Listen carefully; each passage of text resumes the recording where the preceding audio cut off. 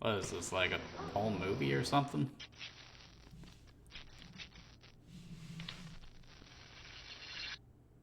Laura's back.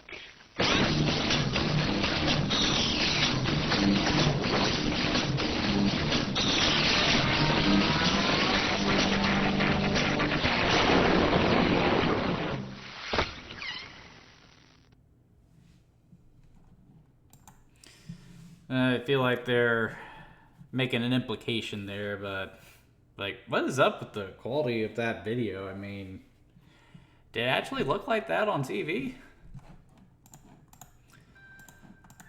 Alright, so a lot of people were probably surprised to see me cover the original Tomb Raider last year during the Sega Saturn retrospective, but again, a lot of people weren't aware of the fact that Tomb Raider actually got started as a Sega Saturn exclusive. It wouldn't be until later that it would be ported to the PlayStation 1, and well, that also tells you about how well the PlayStation 1 did compared to the Sega Saturn version. The PlayStation 1 version outsold it tremendously, and Sony recognized how well it did because they would very quickly lock Core Designs, the team behind the original Tomb Raider, down into an exclusivity deal. So from this point on, all Tomb Raider games would be exclusive to the original PlayStation. So the first exclusive game to the PlayStation was Tomb Raider 2, not necessarily Tomb Raider 1. So Tomb Raider sees Lara Croft going after something called the Dagger of, I want to say, Zion? It's some kind of Chinese artifact that supposedly gave an emperor almighty power back in the day, and now Lara Croft is trying to get it before some kind of a whacked out cult can get it. Pretty standard action adventure fare. If you've watched an Indiana Jones movie, played Uncharted, or another Tomb Raider game, you know exactly what to expect, and it's still a fun adventure. Lara Croft is still a lot of fun to go on an adventure with her snarky personality and badassness. But yeah, not a whole lot to the story.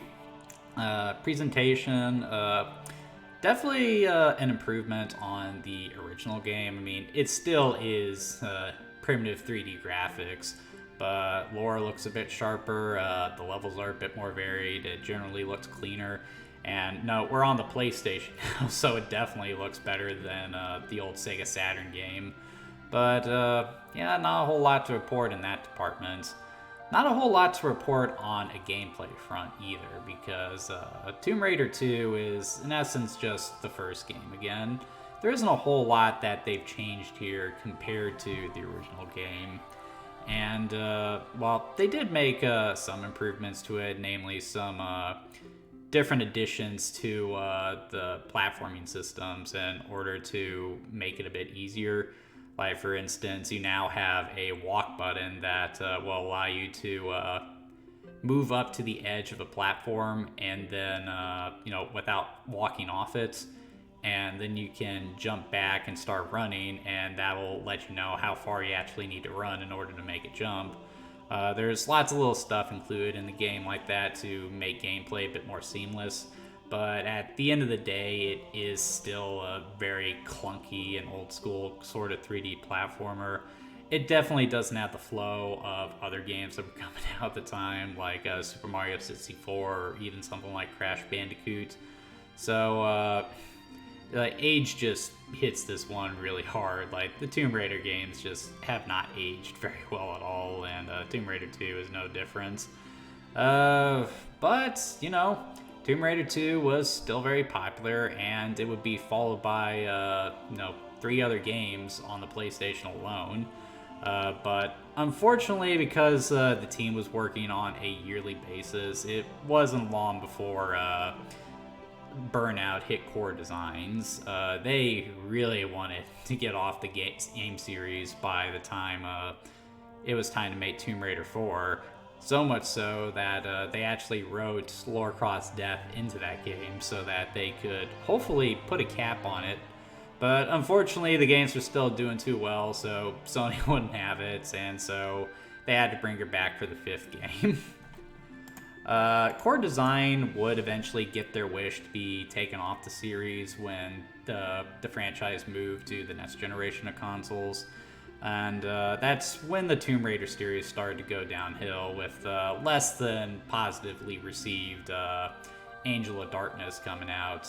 And though other games in the series would be significantly better than this one, the series would never really get back to its former glory.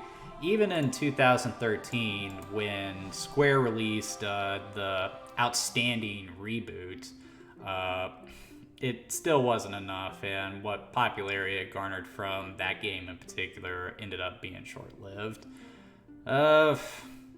I really feel like what screwed over the Tomb Raider series is really just how burnt out Core Designs was.